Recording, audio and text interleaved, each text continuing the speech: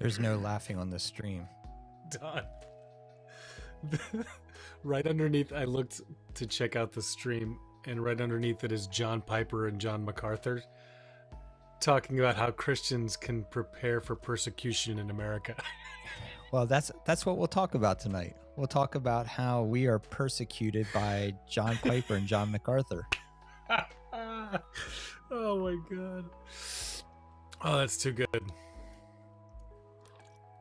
Thank you, YouTube algorithm. I'll tell you what, they have a bigger audience than me, so by all means. As long as I'm on theirs. Exactly. Throw this one underneath that video.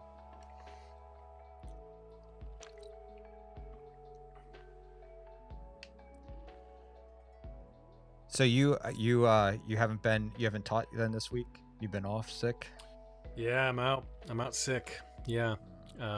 Be out tomorrow again. And then probably be back Wednesday, hopefully. We'll see. Okay. Yeah. Just tested positive for the flu today. Ugh. Which makes me, and I was talking to the nurse. I was like, so I got the vaccine. She's like, my kid gets it every year and gets the flu every year. So that one's not quite as reliable as the COVID one was for me. Yeah, it's fine.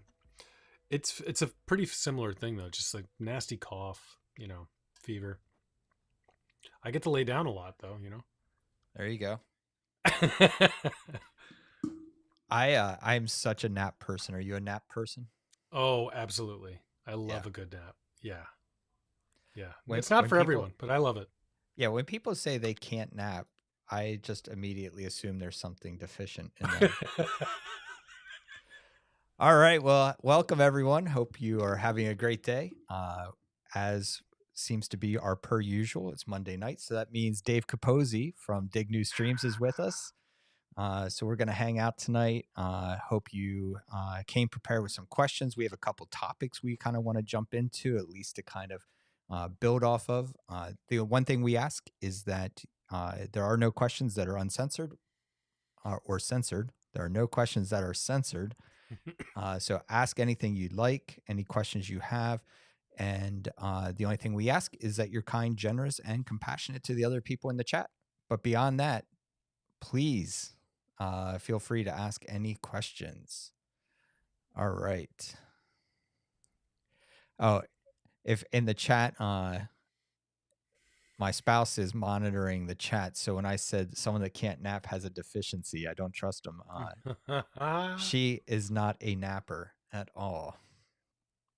So evidently took exception with my disdain for that. Maybe it's just that someone that isn't a napper hasn't had the right experience yet with napping. Right. Yeah.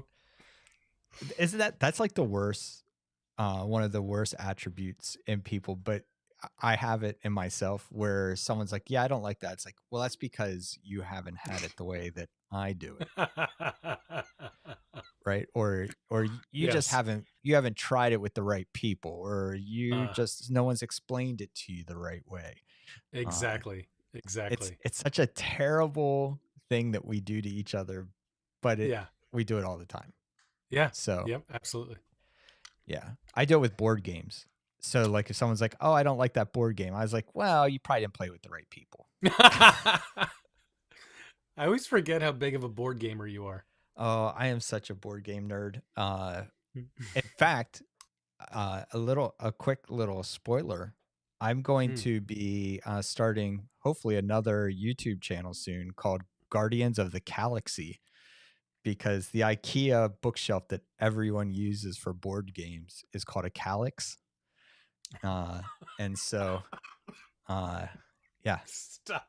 I'm not kidding. I'm 100% serious. Hopefully I'm going to do board game reviews and stuff like that. Right. My favorite thing ever. Yeah. Oh my God. I love it. Plus, I mean, why waste a good pun? Guardians of the Galaxy. Yeah. I mean, with that pun, that's worth at least 3 viewers? I think 3. Yeah. 3 to 4. Yeah. People will be very confused. Well, so tell me, Dave, what? So you just did your podcast. You just had an episode come out with one of your professors, Thomas J. Ord, which Yes. your cool shit if you use all three of your names. You are, yeah. There's just never going to be the case for me. David Well, Joseph Capozzi is never going to happen. well, Donald Marvin Schiewer. Maybe some people are just destined to be able like to do that and to be scholars, I guess, Yeah, that's got to be it. I mean, Yeah. like even David Gushy, when he was on it, he goes by Dr. David P. Gushy. Okay. Yeah. So I'm yeah, not I'm the Right Reverend Donald Marvin Schiewer Jr. yes, yeah. So I'm trying a little bit with throwing the junior on the end. It's kind of Yeah. a three name thing. Maybe go with the second. Sharon. Yep. Hey Sharon, how are you? Yeah. So it's yeah. So anyhow, you had your interview. You did an interview of him, and the way that I know him the most is in his writings and his ideas around open theism Oh, okay. and around the idea that God doesn't know the future, which is a very oversimplified explanation of open theism. But that interview was awesome. Thank you so much, So Don. I just wanted to tell you that I just so enjoyed that this morning. Um, Oh, that's so nice. Yeah. yeah, Oh, wow. I didn't see. It's funny to me because, like, when especially when I went to a small Christian college, like really, really small.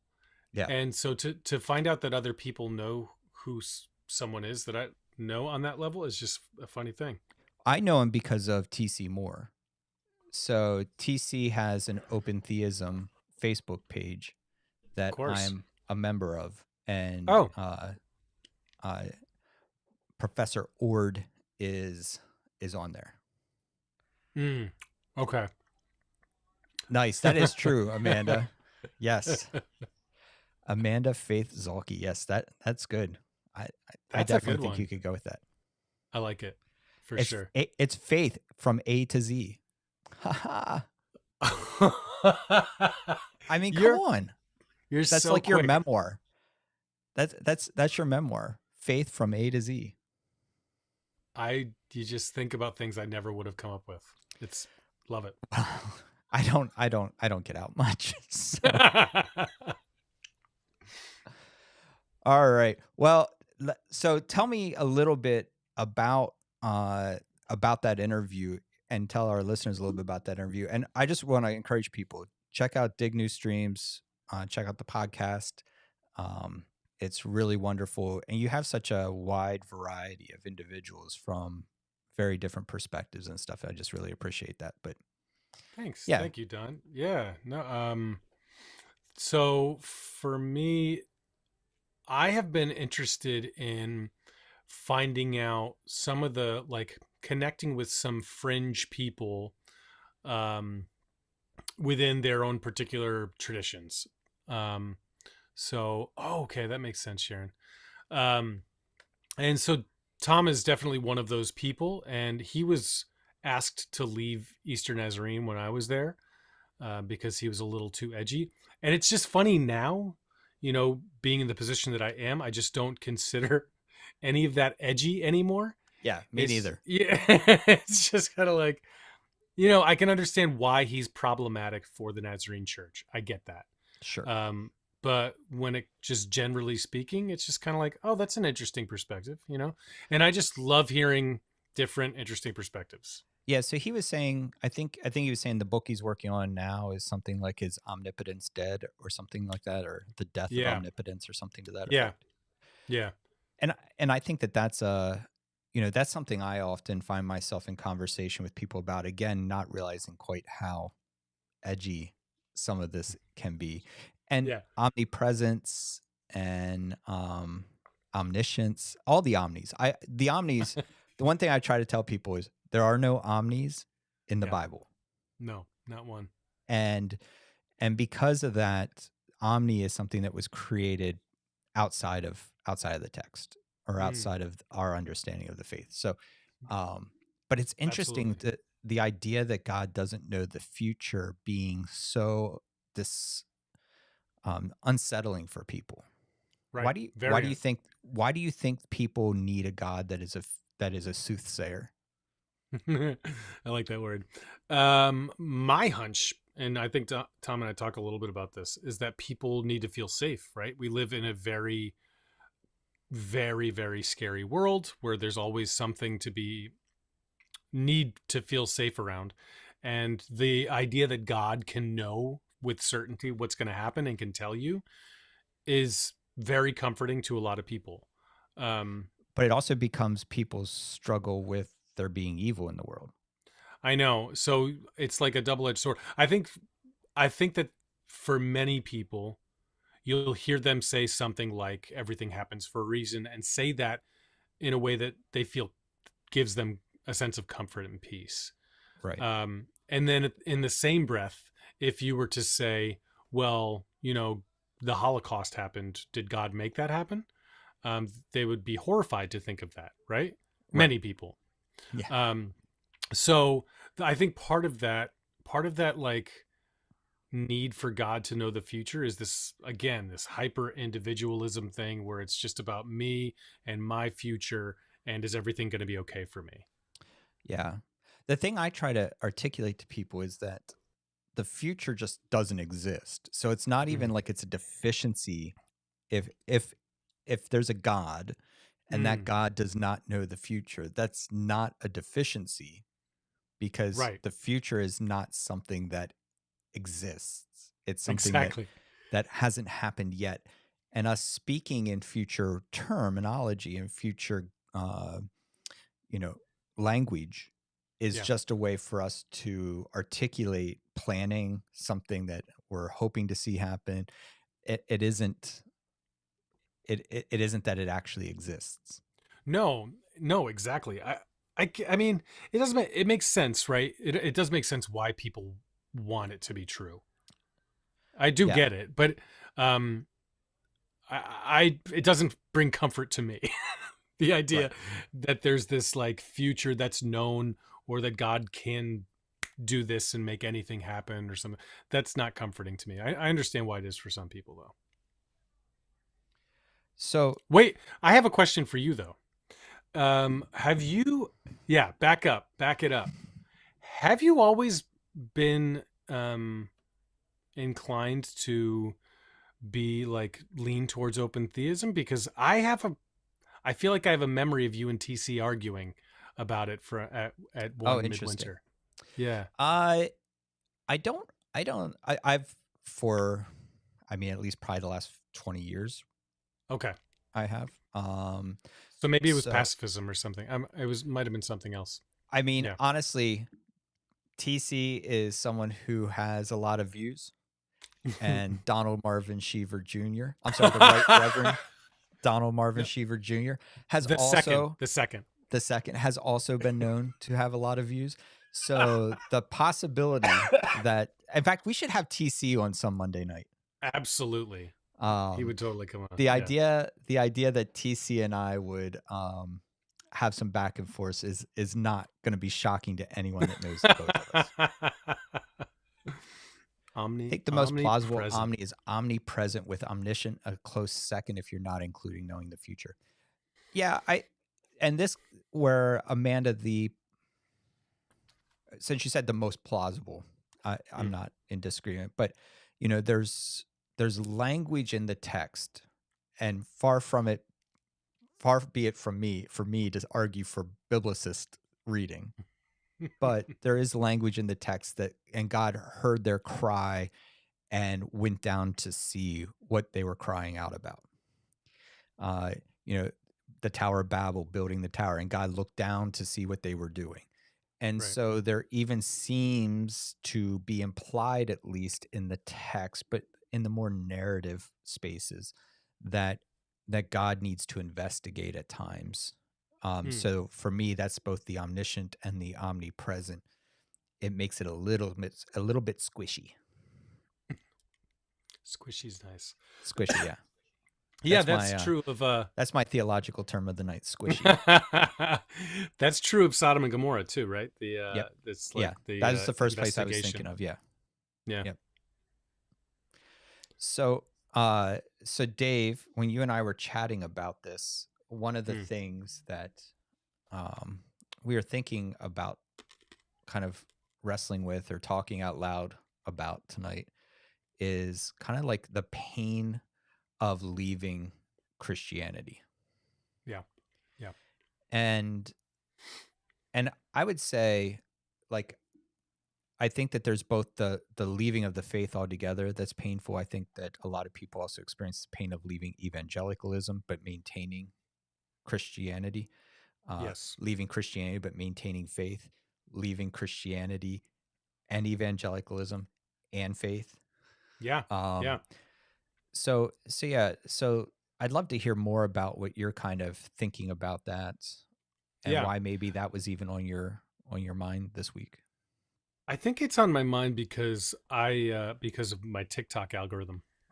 I see Don as more of a left referent. I think so. I think you're right. Um, it's my TikTok algorithm sends me videos of people who are often minimizing the experience of people who have left the church, Mm, and saying essentially, you know, you might have had a bad experience or your feelings were hurt in a particular congregation, but you know, don't leave God, don't leave us, kind of thing. right. And I think what's already painful for people, you know, to leave a tradition that has given them so much meaning and value and purpose and connection.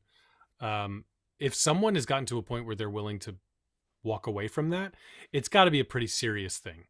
Right. Um, and I think that's why I want to talk about it, because I, for people that stay within the church, if they're hoping that someone that's left will come back, which, you know, I don't know why, honestly, that would be the hope of some. I guess I'm trying to get back into evangelical mind. I do understand why, because you think someone is destined for hell or something like that, if they are outside of God's will for their lives.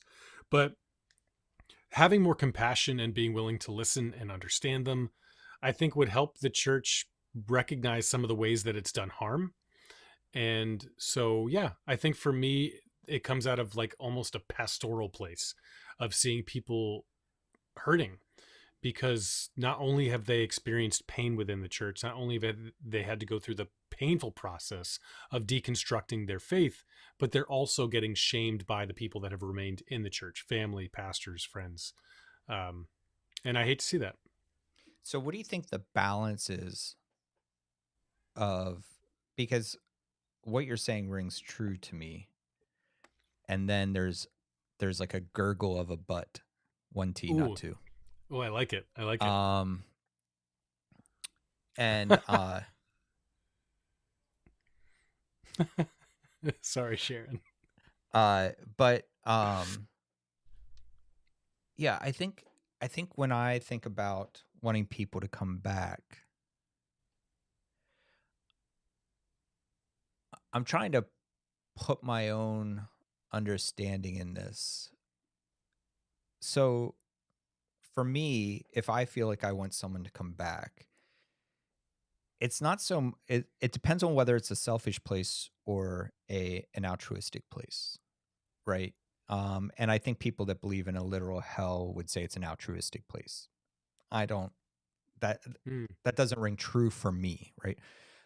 Um, Me wanting people to come back is probably because I remember moments in their faith journey that there was a deep connectedness and excitement about faith, a yeah, connection to God, a talking about dreams and hopes of faith, and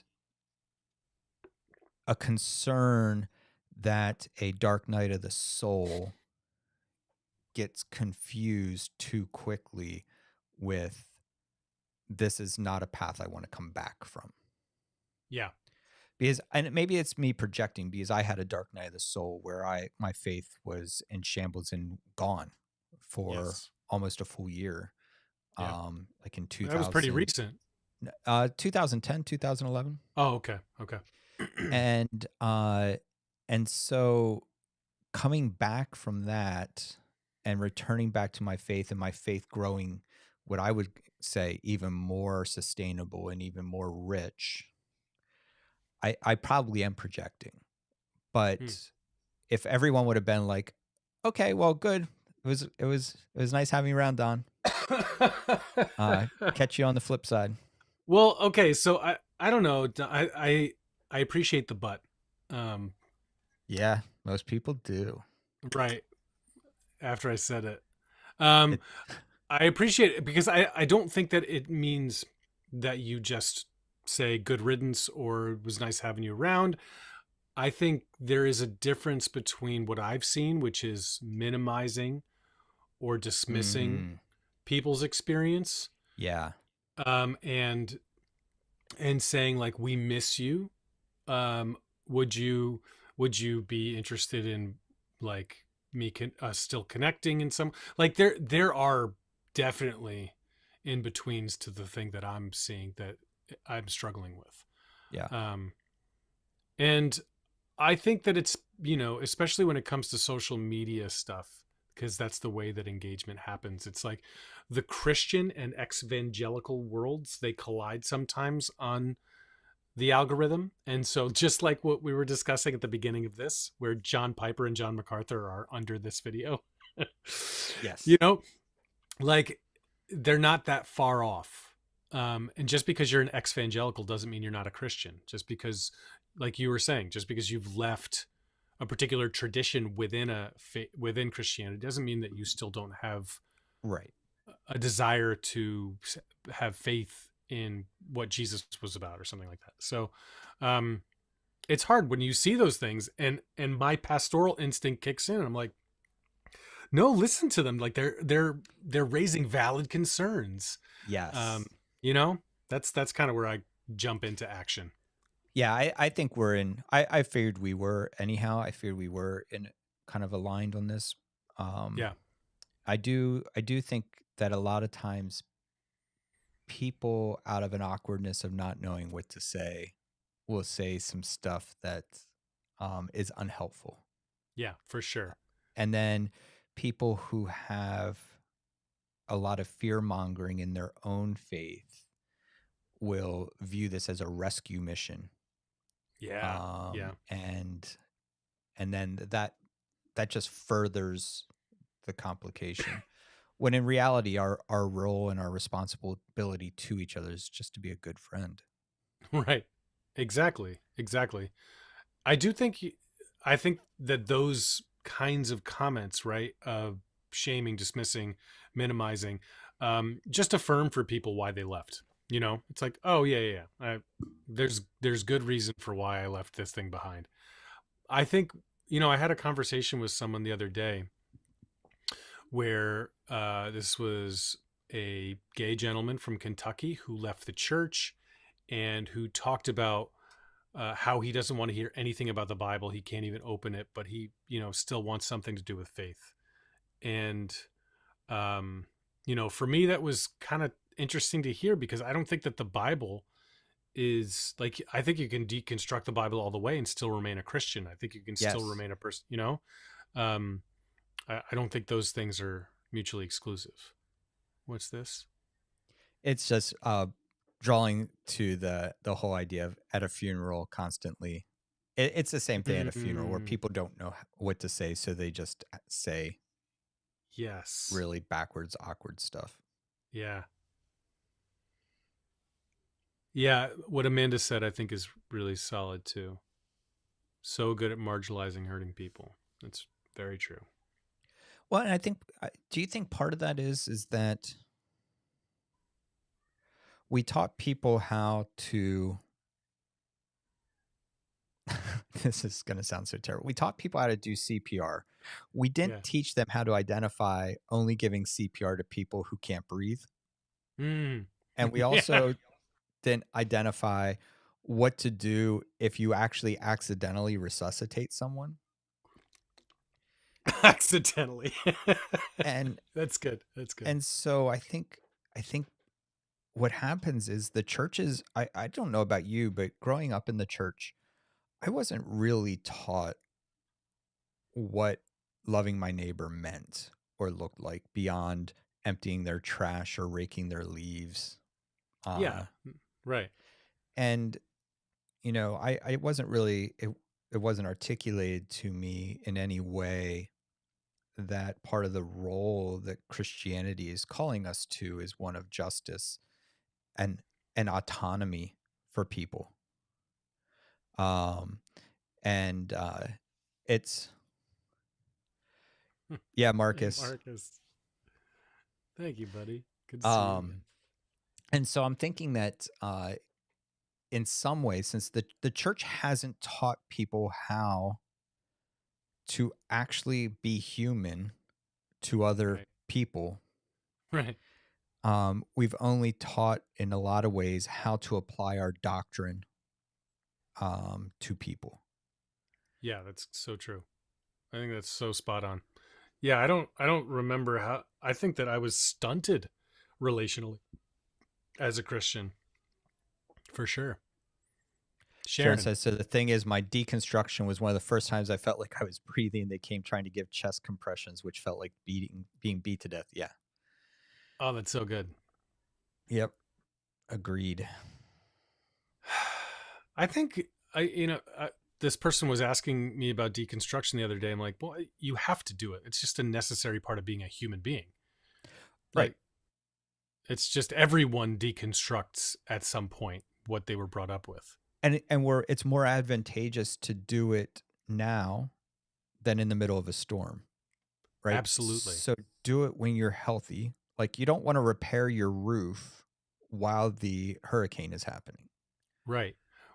But that's the hard thing. I think for me, I didn't intentionally deconstruct. Mm. It was a process for me of going to seminary, which is a natural deconstruction because it teaches you things that maybe were not taught Sure. about the Bible or about Jesus or whatever. And then when I started working with people experiencing homelessness, you also have this experience. You, you everything shifts. Everything Yeah. shifts in your mind. You can't. I don't think you can help it. So like, I didn't seek after that. I didn't seek after what that would do to me. And then just as time went on, it was all these circumstances that caused the deconstruction. It wasn't me like, I think I'm going to question the virgin birth now, you know? Yeah. Marcus says, I also think part of my deconstruction was fear. Am I really going crazy? But also realizing that life and breakthrough came through that fear. Yeah. Yeah. Yes. I resonate with that. If we actually created space in which people can question, try out new concepts, fail, I think my mind just tends to work in metaphors, and I just think about some of like the gymnastic and parkour facilities I've seen that have all these pads. It has a huge foam pit for you to try all of these new approaches to throwing your body into the air Yeah. and hoping to land. Right. And you don't do that out in the middle of the road unless you're a skateboarder, and then you do. Right. But you don't do that out in the middle of the street. You do that in a space in which the floors are padded, the walls are padded, there's a foam pit, there's all these things that are there designed to catch your failure. Yeah. And Yeah.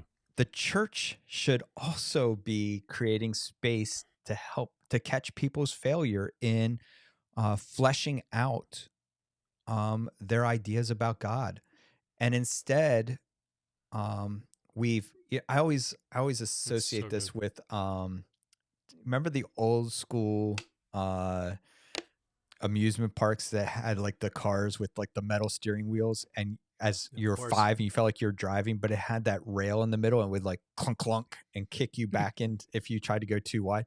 I spent the whole time slamming it from one side to the other. Not that that's shocking to anyone, I know, right? but But that's what the church has done. Our doctrines are that rail in the middle, and the church has Mm, determined how much leeway you have, but it's going to guarantee that you stay on a predictable path, yeah. as opposed to that space of like the foam pit, where you can learn to be Yes. creative. And then the worst part is that the church will say that experience of you on that ride is equivalent to learning to drive and to have freedom. Yeah, that's so good. I love that. I wish my mind worked more like that. It's very helpful imagery. I think that well, I mean, it occurs to me that that's kind of the way that you pastored. Like you never were the kind of person that needed people to fit into a particular thing. I think too few people have that experience of having a pastor or a church community that's like, no, like whatever questions. There's no question that's too big, no doubt that we can't work through together, however long it lasts. Yep. That would be a beautiful thing. That is not what evangelicalism has thrived on, though, because the truth is, evangelicalism is a religion of conquest. Oh, So, I absolutely. mean, as you said when you were on my podcast, you talk about this idea that it's wrapped up in colonization, and you go and you take this group of people, you force conversion. I mean, it's a control mechanism. So Yep. doubt and questions, those just don't fit within that tradition. Yep. Also, deconstruction is hard enough on my own. I don't need people making it harder for me. I need people giving me a playground, holding me gently while I deconstruct. Right. I think, again, not to, Yeah. I also like to kill metaphors by taking them too far. But like a spotter would be in when someone's learning gymnastics. To Yeah. you're not there to do the somersault for them. You're Right. there to ensure that they can land safely if they fail. And So good. and it's just, to me, it seems so obvious. And I feel like if we were better at that, then we would also be better at being spotters for those leaving the church. Yeah. Like a good, gentle leaving. Like you Yes. just, yeah, that'd be lovely. I think part of it too, sometimes people, I mean, for me, it felt like almost not, I didn't have a choice in the matter. Mm, Um, so that, that had its own pain. Um, and I talked to someone the other day who's going to be on my podcast in a couple of weeks who had a similar experience. Um, it is painful when you feel like you're forced out, and then like you don't want anything to do with the institution, and you don't know what any of it really looks like anymore. So yeah, it's painful, and that's really where it comes from for me. This, this whole new path of connecting with people again and talking about faith after like 2 years of none of that has yeah. been quite an interesting journey. So then let me ask you this. How do you believe God responds to people leaving the church? Uh that's a big question for someone that isn't even sure of the existence of Ray would God. like us to provide a clear definition of deconstruction. Okay, Ray. I guess the way that I would describe it is that you have a construction, you have a building, and you start to tear it apart. You start to like pick at some of the things that I remember. I will say this: I'm not a giant Rob Bell fan, but I really liked his trampoline imagery, where like he said, like how many springs can you take out and still have the like Mm, trampoline bounce? It's just like it's kind of removing aspects of your faith tradition that don't fit or work for you anymore. Sometimes it's intentional, sometimes it's unintentional. That's my definition. Don, you got something? yeah, I think deconstruction to me. So again, because I'm imagery driven, to kind of what you said. There's a great show on Discovery. I think it's Discovery, called Good Bones, and it's this mother daughter duo that go into these old homes and in Indiana, in Indianapolis, and they strip it down to the studs. They Yeah. take off all the siding, they take off all the drywall, all the plaster, everything. They take it down to the studs, and then rebuild it into a modern, more energy efficient space. And I think about that with my faith. I was handed a faith as a child. Um, Yeah. if you think about what you learned in Sunday school, and particularly Ray, for you, like, to answer your question, what you learned in Sunday school is probably not what you still believe, which means at Right. some point you deconstructed what you learned in Sunday school and now believe it to be something different. Um, Yeah. That's a really and good.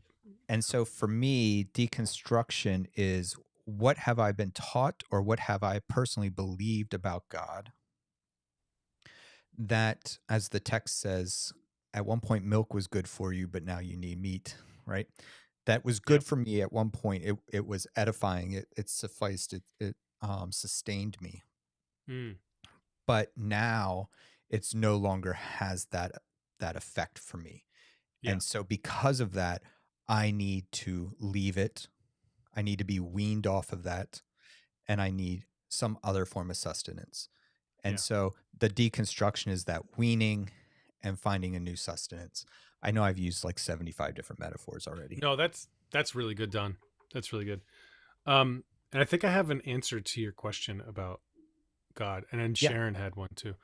Um, my hunch is that if there's a God that cares about all this stuff, that and that God's character has something to do with Jesus of Nazareth, then that God is hoping that we exit the evangelical church and Is find a way rooting to for it. blow it up, because it is genuinely the religion of the empire in a way that perpetuates the system that Jesus was fighting against. And so my belief is that someone that has left that institution but still cares about justice, mercy, love, community, all that stuff, is someone that is potentially following after what God would hope for that person. Yeah. Do you imagine that God, I don't even know how. I got the plane in the air and had no idea how to land it. I love that. I get that all the time. Um I said yeah, I'm not I alone. can't think of how to articulate what's going through my mind. Um What is it around? What, like, how God feels about these things, or how God Well, experiences so there's people? so much that's complicated, right, about putting words in God's mouth, uh, Mhm. says the Yeah. pastor, right? But there's so much that's complicated about that, in the sense that I do believe that synagogue, church, community, communal expressions of faith are part of a beautiful idea for this world. An essential, I would say, essential part. Yeah. Yeah. And so therefore it's such a complicated thing for me to find the right way to ask the question, because I don't think God's desire is that we go it alone. That we have to lone wolf this thing, that we have to Amelia Earhart our life, right? Um, but I do believe that God also does not want us to stay in a space that mischaracterizes God, blasphemes God.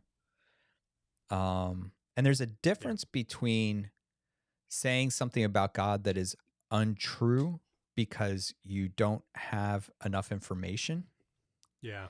and saying things about God that is untrue, that benefits the manipulation of people. Totally. A big difference. Yeah. Yeah.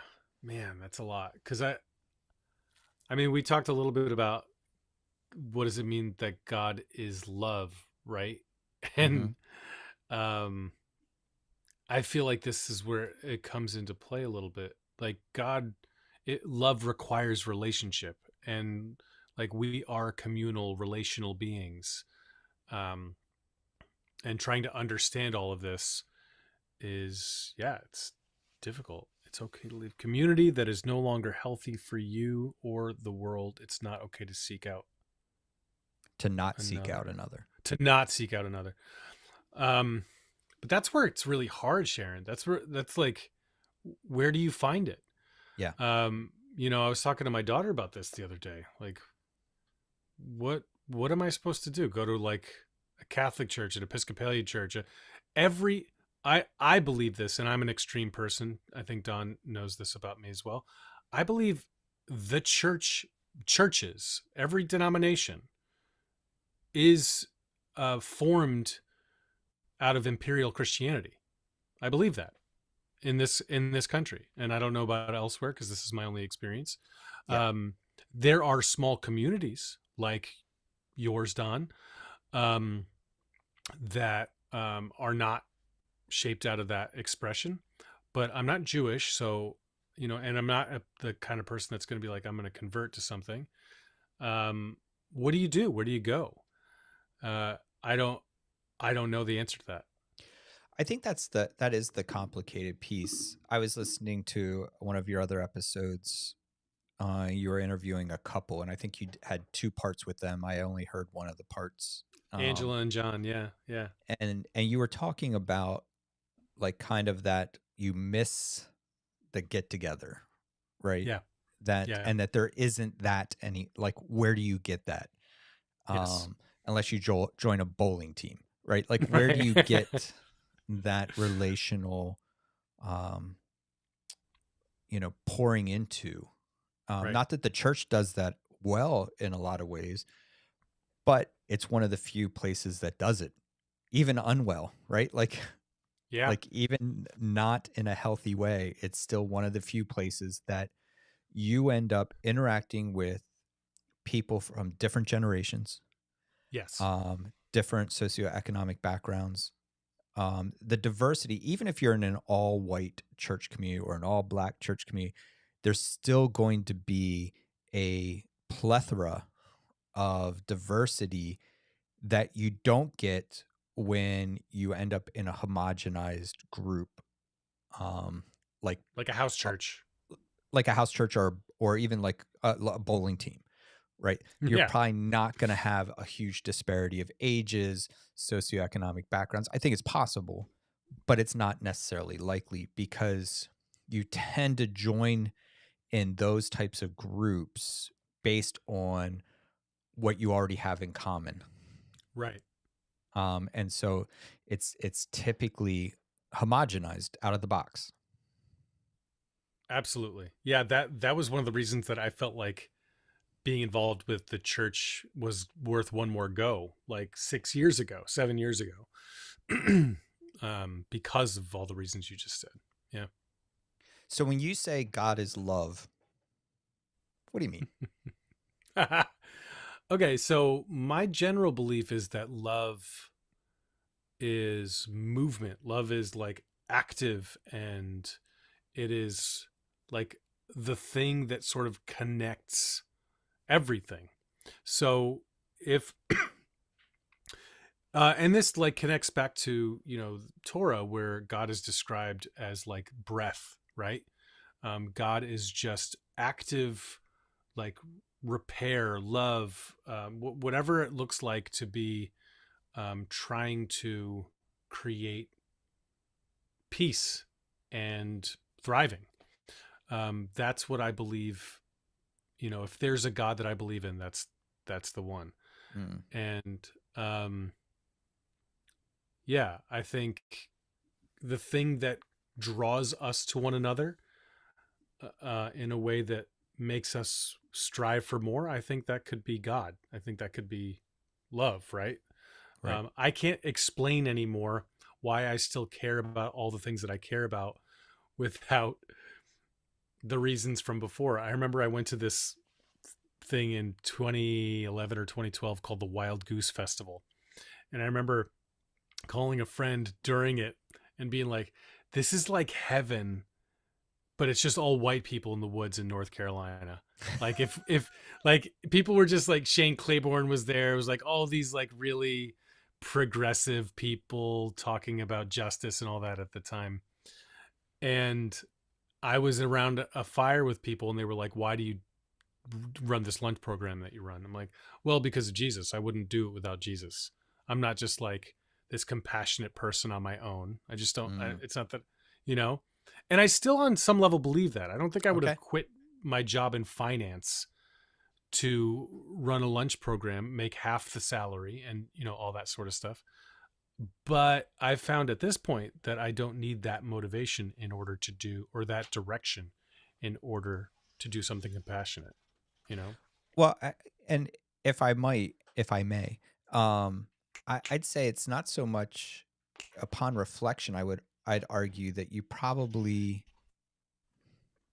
I don't want to dismiss that you did it for Jesus I because did, that gets Don. me in trouble as a pastor who's a fanboy of Jesus. But I would argue you were compelled by the stories of humanizing people and compassion that demonstrated a greater purpose in this world than Wall Street. Yeah, And absolutely. and it happened to be that Jesus was the compelling voice in that, right? Yeah. Yeah. Um, and we can discover that in other compelling voices. There's been so many compelling voices throughout the generations and throughout the history of this world that has compelled people to do amazing and beautiful things that was not a religion. Mm, I find Jesus to be compelling because of those things, right. right? And I find it to be compelling to see how Jesus took the things of Torah and uh, let them get seep into his bones and become orthopraxy Mm, instead of just orthodoxy. yeah. And I find that to be compelling. Yeah. With you. I love that you removed my motivation of Jesus. You're a terrible pastor, Donald I Marvin Well, Schiewer the in second. so many ways, that just being one of them. Well, and here's the thing. I mean, I also am one of those people that, when I'm at an event and say I happen to have the honor to speak and there's other people there speaking and someone walks up to them and says, "Oh my gosh, this was wonderful." And they're like, "It was all God." And then they come to Oh, me next and they're like, "That was wonderful," or whatever. And I'm like, "Yeah, it took me about 20,000 hours of study." you're Um, right. unlike Oh, I love unlike it. this fella next to me or this person next to me, who evidently got it downloaded Yeah. from God, Uh um, huh. I had to work my ass off Yes. to Yes. discover these things. Yes. Okay. I want to throw the question back to you though. Please. God is love. What does it mean? So I would say that one of the things I find compelling is the idea that God created because God loved. Hmm. Right. I think about so many of my friends who are artists in some way, whether painting, sculpturing, music, and they create because they love. Yeah. Um, Yeah. and and that this thing of love is something that is um, uncontainable, right? Like I love board games. Most people around me know I love board games. Why? Because I'm an evangelist of board games, right? Yeah. You know who loves golf. You know who loves the Cleveland Browns, and it must be love if it's the Cleveland Browns. Oh Um, yeah. and love is just one of those things that where it originates cannot be where it stays. Hmm. You know what I'm saying? Like Yes. if Absolutely. love is originating in me, it can't stay in me. Right. It goes out. Yes. Um, and therefore, God being love is this outpouring of creativity that comes in the form of justice, that comes in the form of compassion, that comes in the form of mercy, that comes in the form of uh, whatever litany. I just forget what words I used, and I didn't want to repeat them. And so God being love Yeah. is all of this bursting forth of equitable actions, Yeah. small, medium, world changing. Hmm. All of that is a product of love. And for me, I find that source to be God. And as I said, if love can never stay in the source, it's always going out. So I don't know that that made much sense, but it felt fun to try to articulate it. No, it definitely did. I liked that. We've completely silenced all of our viewers. No questions coming Sorry. in. Oh, there's a question. All right. What advice would you give to someone who is deconstructing? Oh, I love this one. My advice to anyone deconstructing is to be gentle with yourself. Go easy. It is like we were saying. People are typically going to be have feelings about you deconstructing, and they're going to project that stuff onto you, and you're going to feel it. And if you grew up the way that I did, then you're also going to do that to yourself. You're going to like do some self harm with your own mind. And just my only advice is to be gentle. Just let your mind do what it needs to do. Let your spirit do what it needs to do, and just be gentle with yourself. Yeah. Yeah. I think maybe some of the thoughts that I would add to that is find those safe people that can help spot you. For sure. Right. I love that spotter thing. I love that. Yeah. And that to me is the key. Find people Yeah. that you trust, that are able to make sure that the new thing you are trying on for size, the new thing you are experimenting with, the new thing that you are thinking about, that their only goal is to make sure that you're safe and you're okay. Yeah. Yep. Definitely. I love that. Adele's Easy on Me. It's a good song. I know who Adele is, which is impressive, Don. I don't know any names of songs other than doesn't Adele have a song Hello? Hello. Nailed it. That was Thank you. Oh my, is Adele on with us tonight? Yes, indeed. Yes. Yeah, so Adele, see Amanda. that wait, that's an example of a one name, just one name. Oh If you yeah. went by just like Don, you might be nailing it too. Yeah, I feel like I don't want to go by Donald. No. What advice would you give to a church and its leadership that seems to be drawing evangelicals and people who are deconstructing? I would say both of our churches were like that. Don, you spent a little bit of time with my church. Yep. And man, advice. I think here's what I notice, and you know, you say your part. For me, I found that people really loved learning about scripture in a way that made it feel more alive, because they're deconstructing all the fairy tales or the Sunday school lessons, and the way that Don teaches it, you know, like just making it all connect in a way that bringing it back to the rabbis and all this. People love that stuff. Deconstructionists love that kind of stuff, myself included.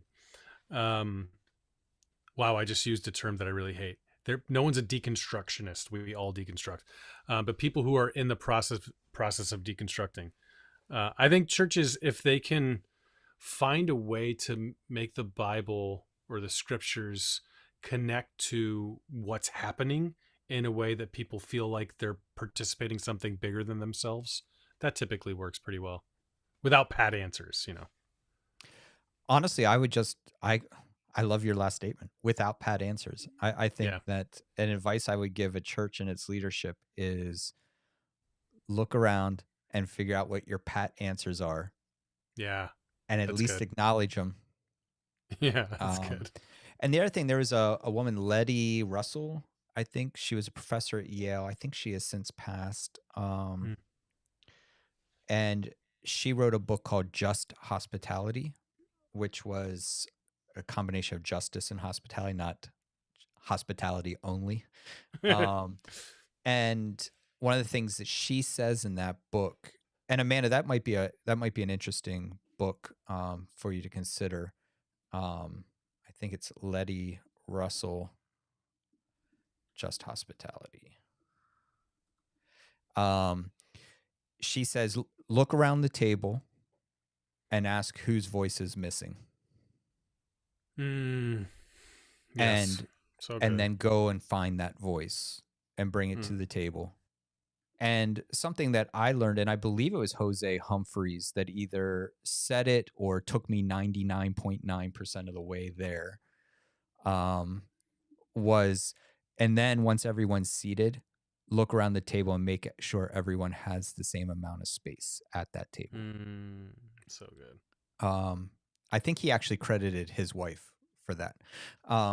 But those are the main things for leadership wise. For your question about leadership, I would say look around, find out whose voice is missing, then go find that voice, and then make sure everyone has the same amount of space at the table. And I realize that when you're talking about something like that, that's kind of like not quite tangible, it's a little bit harder, but I do think that those pat answers and whose voice is missing, I think is a great starting place. And then the real hope is, Amanda, is that in a few months, you can come back and tell us, you can give us the advice that actually worked. Yeah, please. So we only have you for a couple more minutes. Yes. So Indeed. anything you want to kind of broach, Finish. like the Yeah. Golden Girls?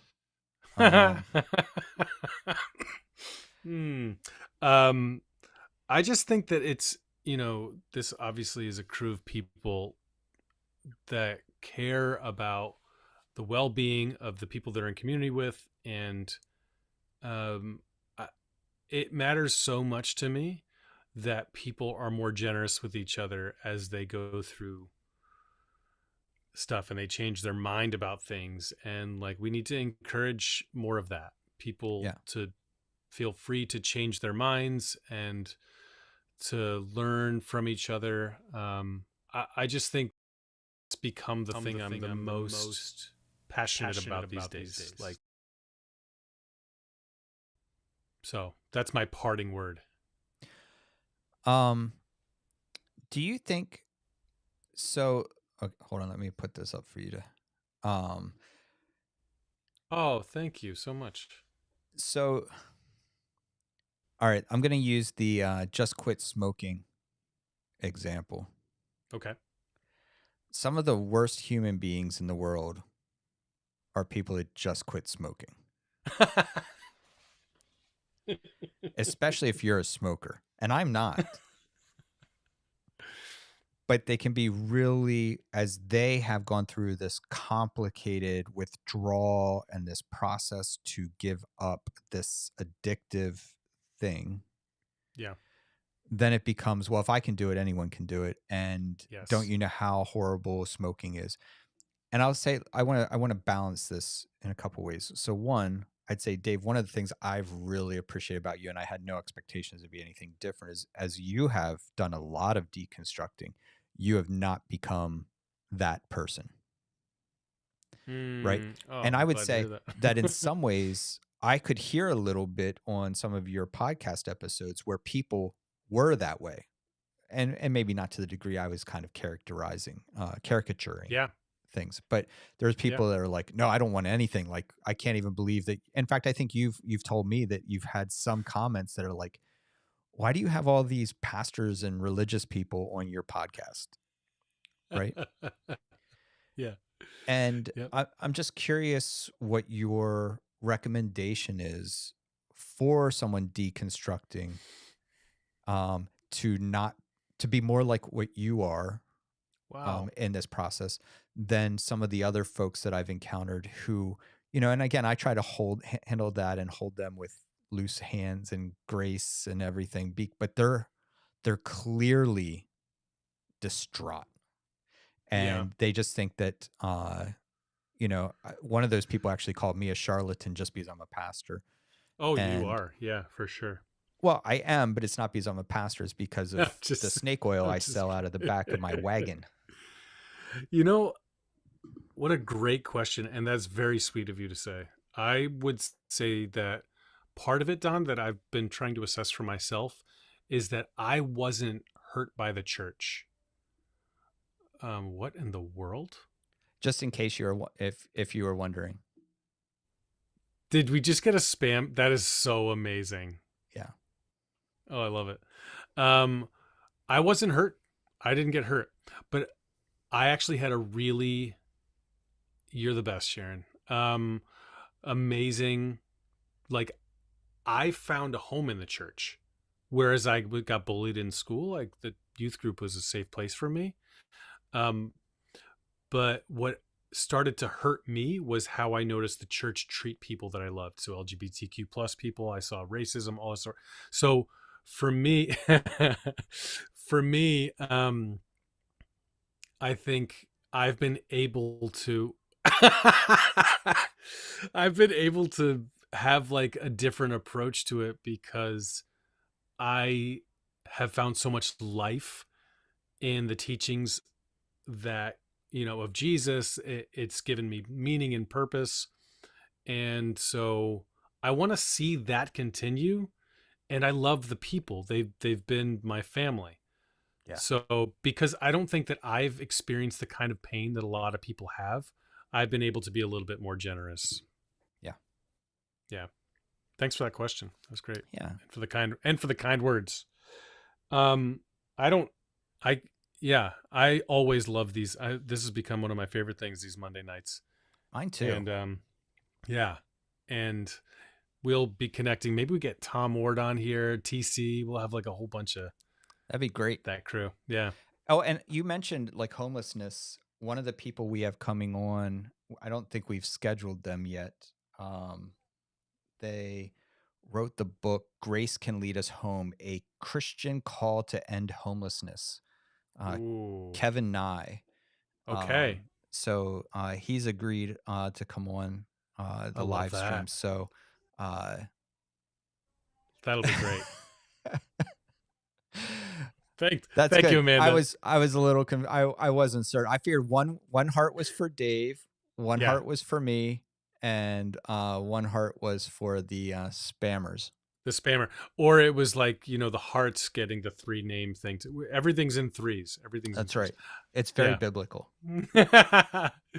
Well, it was lovely as always to be with you, and you guys are the best. And see you next time. All right. And hey, folks, if you have suggestions or topics that you'd like for us to discuss, that you have questions about, or just would like to hear us pontificate, because, who doesn't want to hear 2 white guys pontificate about things? Feel free to let us know what you'd like us to discuss in future episodes. So, all right, Dave, That'd be go great. enjoy your family. I hope you have a beautiful night.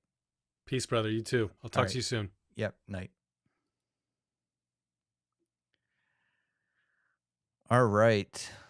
Well, I really appreciate all the questions and comments. It's awesome as always. We can continue to chat for a few if you'd like. If not, we can call it an evening. Dave and I have had quite a few conversations about him being on regularly. So I think for the most part, he's going to be on most Monday nights with me. So we would love to figure out what you would like in a format for that time. So it looks like he'll be on from 8 to 9 each Monday night. And I just really enjoy having a conversation partner. It makes the time go a little bit easier. Then I don't have to spin that frickin' wheel of wisdom. And yeah, so I just really appreciate having him on, and all the questions you guys ask while he's on is wonderful as well. So keep us posted with some ideas, some things you'd like to see. Um, yeah, I'll add a little snow here. And if you haven't already, please consider subscribing. If you hit the bell when you subscribe, you'll be notified the moment we go live. All right, folks, any questions, or do we want to call it an early evening? As you can see, the weather is getting pretty rough outside. Baby, it's cold outside. Yeah, I appreciate that suggestion, Amanda. Best dating sites. We will scour the webs for dating sites and do some very intensive research and get back to you. All right. All right. Well, sometime I have questions that pop up during the week, but I forget by showtime.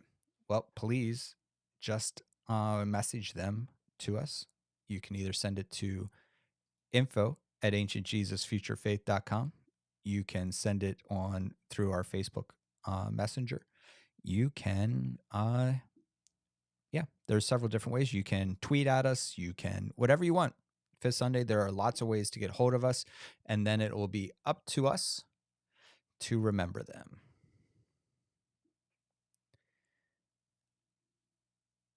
All right, well, folks, I think I'm gonna call it an evening. My eyes are pretty dry, and I'm ready for a nap that will last all night. So I hope you guys have had a beautiful week. I hope that you'll continue to have a beautiful week. And if there's anything that we can do to care for you, or you have any questions that you would like to have talked about on the show, or even if you want to reach out to us for any reason, please do so. Check out our Buy Me a Coffee, which is at buymeacoffee.com/AJFF. If you'd like to help support the show, check out our podcast, any place you get your podcasts, as well as find us online in all the different social media places. Just look up Ancient Jesus Future Faith and you will find us. All right, friends, I hope you have a beautiful evening. Yes, crazy weekend.